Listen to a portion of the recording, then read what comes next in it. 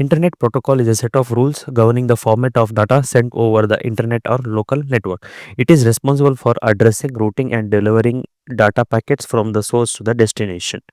So let's see the types of IP address versions. So we have IPv4 and IPv6. So IPv4 has a 32-bit address represented as four decimal numbers separated by dots. Uh, like it can provide about 4.3 billion unique address. Still the most widely used IP version, but has limitation due to address exhaustion.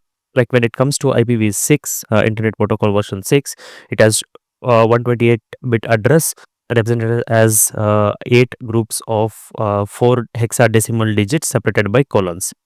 It can provide a virtually unlimited number of unique addresses. So, gradually replacing IPv4 to address the shortage of IPv4 addresses. So, the types of IP address based on usage. We have a public IP address and IP address that is accessible over the internet. It is globally unique and assigned by internet service providers. So, the usage are like websites, servers, and devices that need to be accessed from anywhere on the internet have public IP addresses. Then we have a private IP address, so used within local networks and not routable over the internet. So, typically assigned to a devices like computers, printers, or routers within local area network.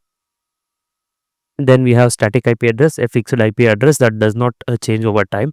So typically use it for servers hosting websites or devices that needs a consistent addresses for communication.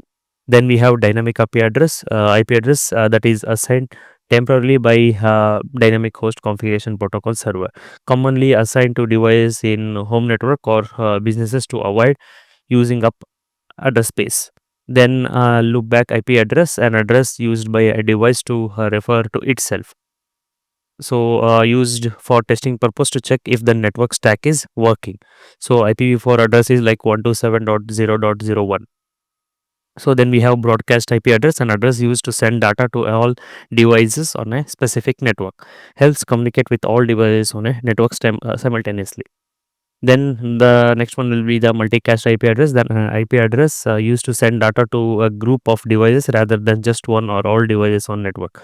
Often used for streaming media or large scale distribution of information to a group of devices. Let's see how does IP works. So let's break down into parts like a data breakdown, how a packet is transmitted, and routing by IP address and data arrival. So the first thing is assigning an IP address.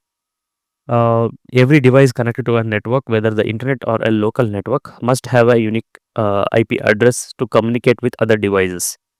So IP address allocation happen like we have, as I mentioned, we have static IP address and dynamic IP address. So a fixed address assigned manual to a device, and dynamic will be a temporary address assigned by DHCP server. So when data is sent from one device to another, such as a website request or an email, it is broken into small chunks called packets. These packet contains source IP address, the IP address of a sending device, then destination IP address, that IP address of receiving device, and the data like actual information being transmitted, like website data files, etc. So each packet is routed independently through the network and can take a different paths to reach its destination. Then comes the routing the packets. Like routers are devices that helps forward packets across network. They determine the best route for each package to take based on factors like network condition and distance. As a packet travels across the internet, it hops from one router to a next until it reaches the destination. Each hop is a point where the packet is forwarded by a router to the next point in the network. So it's like hop by hop transmission. Then it contains like IP header. So each packet, as I mentioned, it contains source IP address, destination IP address, protocol, like identifies the communication protocol used, like either it's a TCP or UDP. Then checksum, used for error checking or to ensure data integrity. So IP address helps router know where to send the packet. Then handling of IP address by different layers. So IP works within the internet layer, layer 3 on a OSI model, which is responsible for routing and addressing data. The process involves interaction with each other layers, like layer 4, a transport layer. Protocols like TCP, UDP manages how data is sent on or in a real time. So TCP is often used with IP to ensure reliable communication by managing packet loss or reordering. So then comes application layer, layer 7, which hosts the actual services and programs like web browsers or email clients that a user interact with. When you access a website, for example, the HTTP protocol works with IP to request and retrieve data. So the final thing is like IP routing process.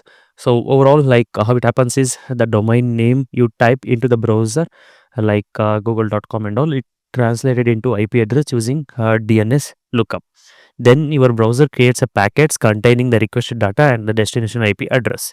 The packets are sent from your device, routed through routers and networks, and eventually reach the destination server. Then the web server responds by sending data back in packets to your IP address. The packets are reassembled on your device and web pages displayed. So we have classes in IP address like class A, B, C, D, E. So class A is a large network from 0.0.0 to 127, 255, 255, and 255. Then class B is a medium-sized network. Then we have a small network for class C and multicast for class D. Then class E is for reserved for future users.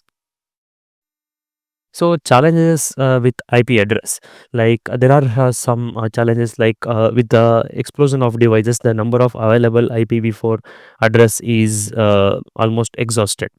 And while IPv6 solves the address shortage, the transition is too slow. And IP addresses can be spoofed or attacked, like DDoS attacks.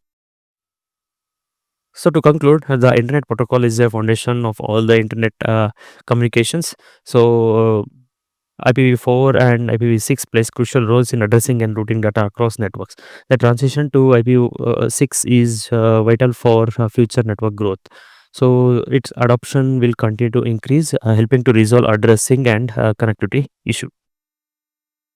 Thanks.